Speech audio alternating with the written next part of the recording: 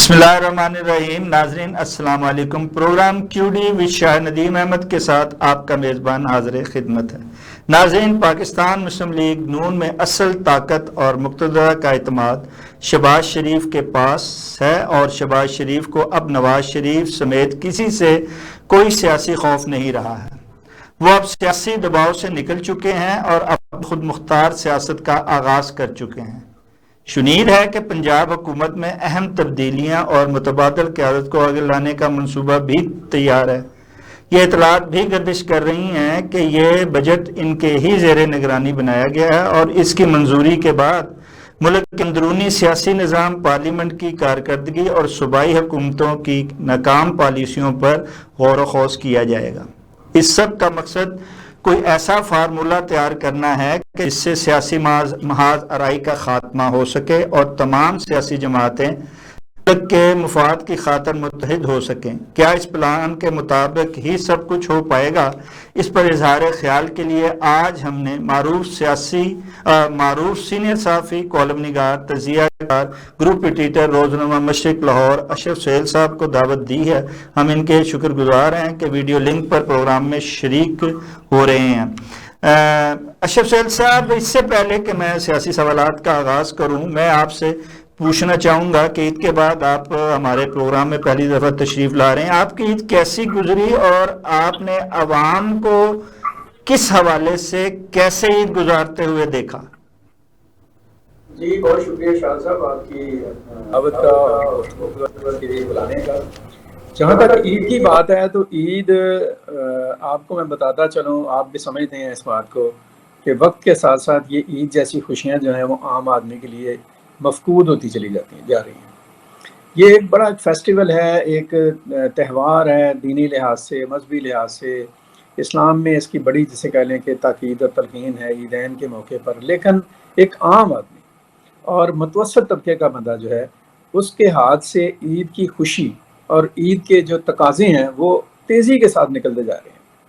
अगर आप देखें, अभी रिसेंट जो ईद के दिनों में जो जानवरों की खरीदो फरोख्त हुई है, तो समझ नहीं आता कि किस तरह से जो व्यापारी थे या जानवर बेचने वाले थे वो इतने ज़ालिमाना और सफाकाना तरीके से उन्होंने लोगों की खाल उतारने की कोशिश की और दूर दूर तक हुकूमती मशीनरी में और कहीं पर भी कोई ऐसी एडमिनिस्ट्रेशन दिखाई नहीं दी जो कि इन अब कह लें सफाक जो सरगर्मियाँ थी इस तरह की, उनको रोक लगाने के लिए कोई सामने आती। नतीजा ये हुआ कि लोग जो हैं, या तो उन्होंने अपनी जमा पूंजी देकर कुर्बानी के लिए जानवर खरीदे या फिर वो ईद पर कुर्बानी करने से ही महरूम हो गए।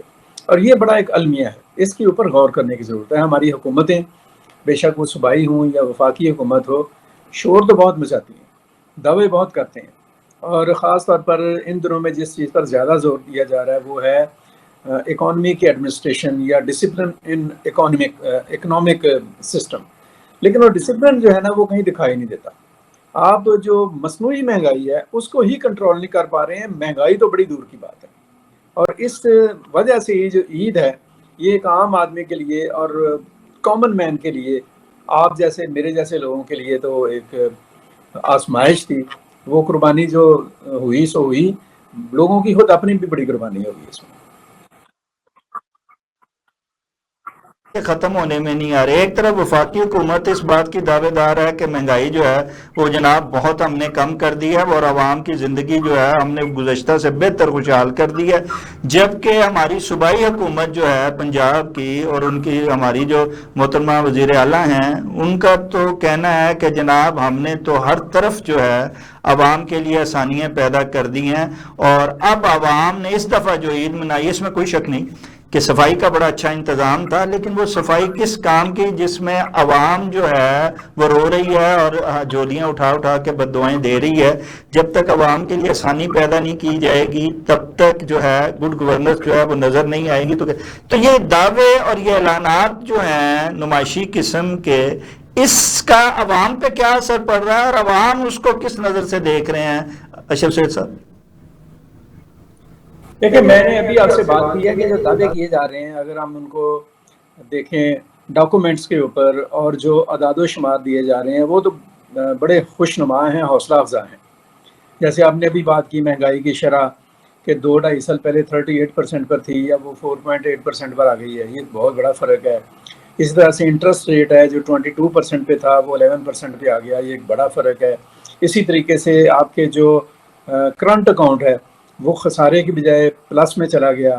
اس طرح سے آپ کی جو ریمیٹنسز ہیں بیرون ملک پاکستانیوں نے جو ترسیلات بھیجیں وہ بھی توقع امکان ہے کہ 38 ارب ڈالر تک پہنچ جائیں گی۔ آپ کی سٹاک ایکسچینج بڑی تیزی کے ساتھ اوپر جا رہی ہے، آج بھی اس نے ریکارڈ بریک کر دیا ہے۔ لیکن یہ ساری چیزیں جو ہیں اپنا شاہ صاحب، ان کے جو عملی اثرات ہیں نا وہ کہیں دور دور تک دکھائی نہیں دے رہے ہیں۔ یہ بڑا ایک کویسچن مارک ہے۔ آپ جو مرضی کہتے چلے جائیں کہ جی ہماری اکانومی بوسٹ کر رہی ہے، ٹھیک ہے، ہم مانتے ہیں اس چیز کو کہ 2.5-3 سال پہلے پاکستان جو تھا وہ دیوالیہ ہونے تک پہنچ چکا تھا، اور آج پاکستان جو ہے چلیں اس حالت سے باہر آ گیا ہے، کوئی بہتری کی صورتحال ہو رہی ہے، لیکن عوام تو ابھی تک بھی دیوالیہ ہی ہو رہے ہیں، ان کا تو کوئی پرسان حال نہیں ہے۔ آج ہی کی پریس کانفرنس ہے جو فیڈرل منسٹر ہیں فائنانس کے، انہوں نے کہا کہ ہم جو ریلیف دے سکتے تھے وہ دیے ہیں، اور جو ہم ادھار لے کر ریلیف دے رہے ہیں، یعنی ہمیں جو باہر سے پیسہ ملتا ہے ادھار، اس پیسے پر ہم لوگوں کو ریلیف دے رہے ہیں۔ اب اندازہ لگائیں اس چیز کا کہ ایک ملک کا وزیر خزانہ یہ بات کہہ رہا ہے، تو آپ ادھار لے رہے ہیں۔ بات شریف ہوں، میاں شہباز شریف صاحب ہوں، یہاں وزیر خزانہ ہوں، ان کے بیانات سے تو ایسے ہی محسوس ہوتا ہے کہ بجٹ ان کا اپنا بنایا ہوا ہے، جبکہ اگر دیکھا جائے تو ایسا لگتا ہے کہ بجٹ ان کا نہیں بلکہ انہی کا بنایا ہوا، جو گزشتہ 3-4 سال سے بجٹ بنا رہے ہیں اور اپنی شرائط جو ہے وہ منوا رہے ہیں۔ آپ کیا سمجھتے ہیں کہ یہ جو بجٹ ہے یہ وزیر اعظم کی زیر نگرانی بنا ہے اور یہ وزارت خزانہ نے ہی بنایا ہے؟ وہ تو دیکھیں بات یہ ہے کہ زیر نگرانی ضرور بنا ہے، ٹھیک ہے، ٹھیک ہے، لیکن جنہوں نے بنایا انہوں نے اپنی مرضی سے بنایا ہے، اور یہ کوئی ایسی بات نہیں ہے جس کے بارے میں کوئی اپنا کوئی ایمبیگوٹی ہے یا کوئی ابہام ہے یا شبہ ہے۔ آپ کو کیا نہیں پتا کہ آئی ایم ایف جو ہے وہ آخری دنوں تک پاکستان کے ساتھ وہ مذاکرات میں انگیج رہا ہے، اور کیا ہم نہیں جانتے اس بات کے کہ پاکستان جو ہے وہ 17,400 ارب روپے کا جو بجٹ ہے، اس بجٹ کے اوپر پاکستان نے 6,000 ارب روپے کا قرض دینا ہے۔ جب اتنا آپ نے قرض دینا ہے باہر لوگوں کا یا اندر لوگوں کا، تو پھر آپ کیسے کہہ سکتے ہیں، how can you claim that کہ آپ اپنی مرضی سے بنا رہے ہیں، وہ بجٹ بنائیں گے یا اس کا، یہ تو ایسے ہی ہے وہ جسے ہم کہہ سکتے ہیں کہ جو مرضی ہم کہتے چلے جائیں۔ اب انڈیا نے مار کھائی ہوئی ہے، وہ ابھی تک کہہ رہا ہے میں نہیں ہارا، لیکن پوری دنیا کو پتا ہے کہ اس کو کتنی مار پڑی اور کیا ہوا، وہ جو مرضی کہتے رہے۔ اس میں زرداری صاحب شکوہ کر رہے ہیں میاں شہباز شریف صاحب کے سے کہ آپ نے ہمیں اعتماد میں نہیں لیا اور ہمیں نہیں بتایا، اور شہباز شریف ان سے کہہ رہے ہیں کہ جی مجھے ہی بھی کچھ نہیں بتایا، تو یہ پھر بجٹ لایا کون ہے اور بتایا کس نے اور کس کو بتایا؟ نہیں کون کا تو سوال ہی پیدا نہیں ہوتا نا شاہ صاحب، وہ کیا سے کہتے ہیں زرداری صاحب اور میاں صاحب، میاں شہباز شریف صاحب، ان کو تو شعر مجھے یاد آ رہا ہے، آن دلی مل کے کریں آہوزاریاں، تو پکارے ہائے گل اور میں پکاروں ہائے دل۔ تو یہ جو سارا کچھ ہے نا جو ہو رہا ہے، یہ ایسے ایک دوسرے کو کیا سے کہتے ہیں، کیا میں اس پر بات کی جائے، لیکن میں آپ کو ایک بات بتاؤں، میں اس حوالے سے حکومت جو ہے اس کے لیے ہمدردی کا ایک سوچ رکھتا ہوں کہ حالات واقعی وہ اب خود مختار ہو چکے ہیں اور بااختیار بھی ہو چکے ہیں، اور آئندہ سیاسی منصوبے جو ہیں، مجھے آپ یہ بتائیں کہ اب ہم یہ بات کہیں بھی نا۔ اچھا، ہمارا ایک دوست تھا، وہ روزے نہیں رکھتا، ٹھیک ہے نا، تو افطاری پہ پہنچ جاتا ہے، ٹھیک ہے، اس سے کہا گیا یار آپ نے روزہ نہیں رکھا تو افطاری کس بات کی، آپ کیا سمجھتے ہیں بالکل ہی افطاری بھی نہ کروں، تم مجھے بالکل ہی نکالنا چاہ رہے ہو، اسلام سے خارج کرنا چاہ رہے ہو۔ مطلب یہ ہے کہ ہم اتنا تو اچھا، تو یہ جو شنید ہے کہ یہ جو آئندہ، جیسے میں نے آپ سے کہا تھا گزشتہ میں نے بات کی ہے اس پہ انٹرو میں، کہ کیا یہ جو شنید ہے کہ جی یہ کوئی اس بجٹ کی منظوری کے بعد جو ہے وہ کوئی تبدیلیاں آ رہی ہیں، کوئی منصوبہ سازی کی جا رہی ہے اور کوئی عدل بدل ہو رہی ہے، کوئی اپوزیشن کو ساتھ ملایا جا رہا ہے، بٹھایا جا رہا ہے اور معاملات کو آگے چلانے کا کوئی بندوبست کیا جا رہا ہے، کیا آپ سمجھتے ہیں ایسی کوئی خبر ہے اور اس میں واقعی کوئی حقیقت ہے؟ سر بات یہ ہے کہ خبریں تو اس طرح کی بہت ساری گردش میں ٹھیک آتی ہیں، آ رہی ہیں، فیکٹ میں بھی آ رہی ہیں کہ شاید اپوزیشن کو چینج کر دیں اور اپوزیشن لیڈر ادھر سے آ جائے، پی ٹی آئی سے، یا کچھ اس طرح کی صورتحال بن جائے، جیسے ابھی ہم نے پنجاب کی بھی بات کی. لیکن یہ صرف ہمارے یہاں پہ نا ایک پورا ایک آپ اندازہ کر لیجیے. اصل میں ہوتا یہ ہے کہ جب کسی بھی معاشرے میں یا ملک میں ایک سرٹن قسم کی بے یقینی پیدا ہو جاتی ہے نا، تو پھر اس طرح کے حالات آتے ہی رہتے ہیں. کبھی آپ ہم سنیں کہ آپ کے قومی حکومت بن رہی ہے، کبھی ابھی آپ سنیں کہ اگلے چند دنوں میں کہ حکومت جا رہی ہے، کبھی سنیں کہ وہ کوئی نئی حکومت آ رہی ہے، الیکشن ہو رہے ہیں، کوئی مڈ ٹرم الیکشن ہے. یہ ایک گروپ جو ہے نا ہمارے جیسے لوگوں کو آرے لائے رکھنے کے لیے اس طرح کے کام کرتا ہے، ہوتے ہیں. اور ویسے میرا ذاتی خیال یہ ہے کہ اس طرح کی کوئی موومنٹ ہونی چاہیے نہیں. ہے اس جی نظام جو یہ فرسودہ نظام چل رہا ہے، جسے دھکا دیا جا رہا ہے، جن آزمائے ہوں کو آزمایا جا رہا ہے، اس سے یہ نظام چلنے والا نہیں ہے. آپ کو اب مان لینا چاہیے کہ یہ دھکا سٹارٹی جو کام ہے اس کو ختم کر کے کوئی نیا نظام جو ہے وہ لانا چاہیے، اور اس نظام کی سرپرستی کرتے ہوئے اسے کامیاب بنانے کی کوشش کرنی چاہیے اور اپنی کمیوں کو دور کرنا چاہیے. کون سے یار سر، مجھے نہیں سمجھ آتی یہ جو میتھ آپ دے رہے ہیں جی نا، یہ جو فلسفی ہے، مجھے آپ بتائیں یا تو کوئی میرے سامنے کوئی الٹرنیٹ نظام ہو، یا ایسے لوگ موجود ہوں کہ ہم ان کو ختم کر دیں اور ان کو لیں اور وہ اوور نائٹ جو ہے نا سارا معاملہ ٹھیک کر دیں.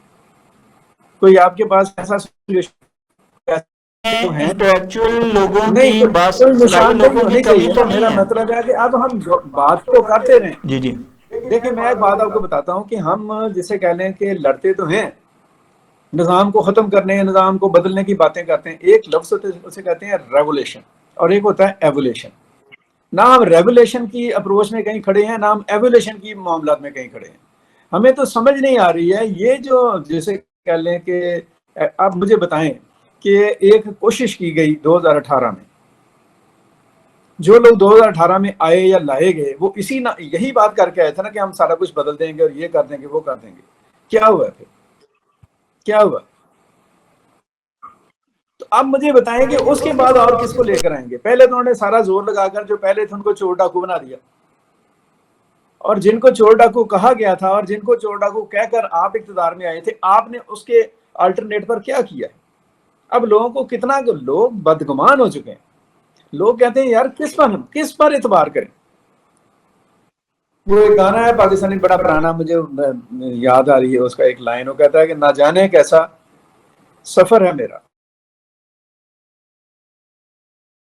اشرف سہیل صاحب، لوگ شاید اہل سیاست پر اعتماد نہ کریں. نظام کے ساتھ اگر نظام کامیاب نہیں ہے اور عوام بھی بے اعتمادی کا شکار ہے، اہل سیاست پہ عوام کا اعتبار نہیں رہا، تو اہل ریاست پہ تو اعتماد جو ہے وہ بڑھتا جا رہا ہے، کیونکہ ان کی ساکھ پہلے سے بہتر ہوئی ہے. جب یہ بہتر ہوئی ہے تو ہمیں اہل ریاست کو جو ہے اس امید باندھنے کے ساتھ اہل ریاست کو ہی چاہیے کہ عوام کی امیدوں پر پوری اتر جائے. جی اشرف سہیل صاحب، آپ کیا کہتے ہیں؟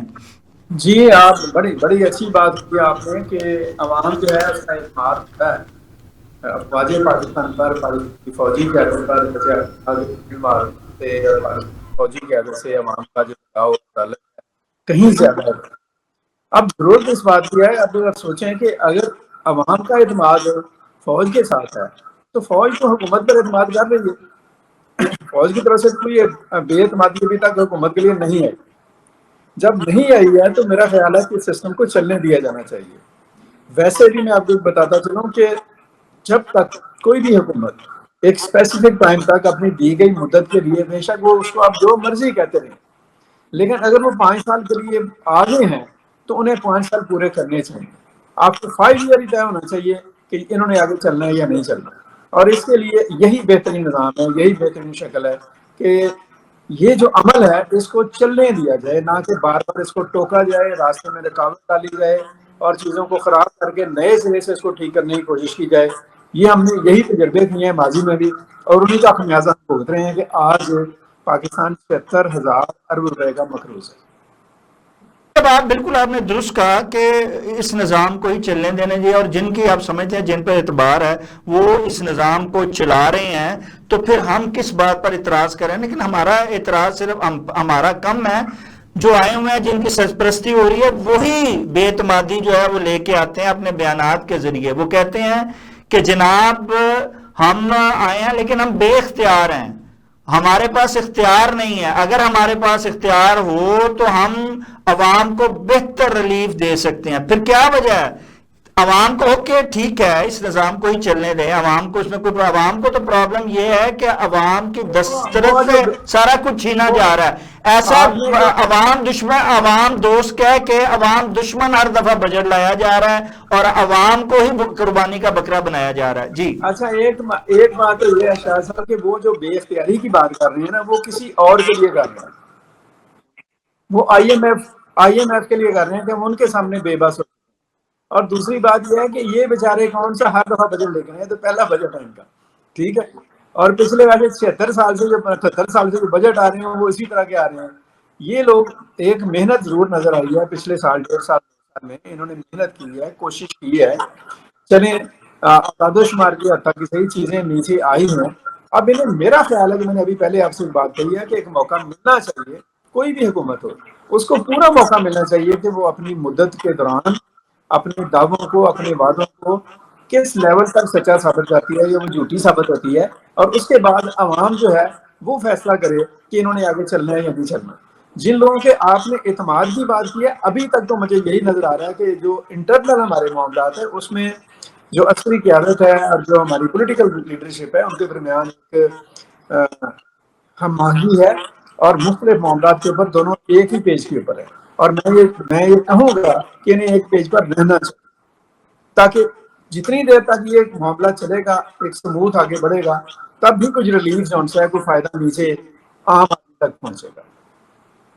اشرف صاحب بالکل آپ نے درست کہا کہ جب حکومت اور اہل ریاست اور اہل قیادت جو ہیں وہ ایک پیج پر ہیں تو عوام کو بھی ان کے ساتھ ایک پیج پر آنا چاہیے، اور اس حکومت کو، اس نظام کو جو ہے وہ چلنے دینا چاہیے، اور دیکھنا چاہیے کہ اپنی مدت جب حکومت پوری کرتی ہے تو اس نے کیا نتائج دیے ہیں، اور اگر نتائج بہتر آتے ہیں جو کہ نظر بھی آ رہے ہیں تو پھر اس پر جو ہے آپ کو اتفاق کرنا چاہیے اور اپنے ملک کو آگے لے کر بڑھنا چاہیے۔ اس میں ہی نہ صرف ملک کی، عوام کی، سب کی بہتری ہے۔ ناظرین، اس کے ساتھ ہی پروگرام کا وقت ختم ہوا چاہتا ہے۔ اپنے میزبان شاہ ندیم احمد کو اجازت دیجیے۔ آپ کا، ہمارا، ہم سب کا اللہ نگہبان۔ جی